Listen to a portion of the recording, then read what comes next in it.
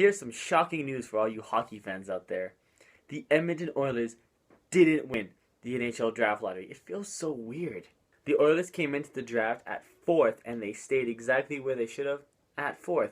And I can say every hockey fan out there is happy, maybe even the Oilers fans, because if Edmonton won the draft lottery again, the NHL would be in some major trouble. They cannot have a team win so many draft lotteries in a span of 10 years. And after all those first overall picks, the only one that's untouchable is last year's, who's Connor McDavid. With the 4th overall pick, the Oilers are presumed to be taking Olli Juolevi of the London Knights, who's an amazing two-way defender and something the Oilers need. But I think they should trade the pick. Now, yes, you could probably get a top 2 defenseman for Taylor Hall like that, but the only problem with that is, what top 2 defenseman is available in the NHL right now? Because none of them are coming to mind.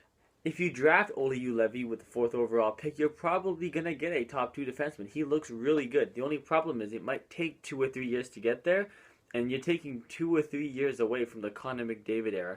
Connor McDavid he's essentially a prime player right now, and he's just going to get better. You want to use every possible year of him being on your team as you can, because these guys really do come along once in a generation. Now we can look forward to free agency, because even though the Oilers' biggest problem is defense, I think they're going to go after a key forward, and here's why. The Oilers are extremely talented up front, with guys like McDavid, Hall, Eberle, Draisaitl, Nugent-Hopkins. The list goes on, and they even have guys to trade away like Yakupov, who are still extremely talented.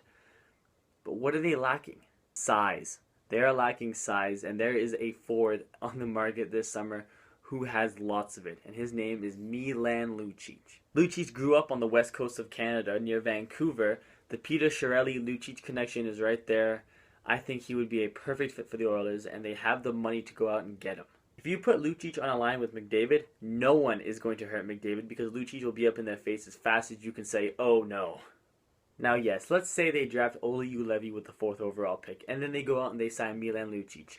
Chiarelli also said that the core would probably not be staying around for next season. There will be some changes. So, which one of the core players will be gone?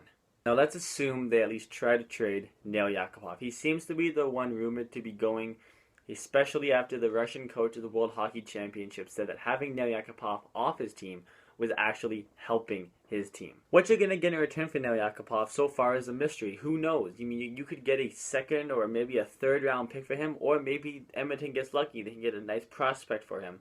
But his return value is nowhere going to be near what it is usually for a number 1 overall pick in the last 5 years. If you ask me, the core player that the Edmonton Oilers should be trading away is Ryan Nugent-Hopkins. Look at it this way. McDavid's going to be a first-line center for the next 15 years, maybe even more.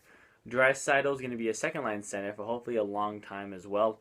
Nugent-Hopkins is too good to be a third-line center. They could trade him and get value for him. Maybe not a top 2 defenseman, but top 4 is not out of the question whatsoever. Nugent-Hopkins is young. He's got skill if he can stay healthy, and a lot of teams would be interested in his services. I can guarantee you that.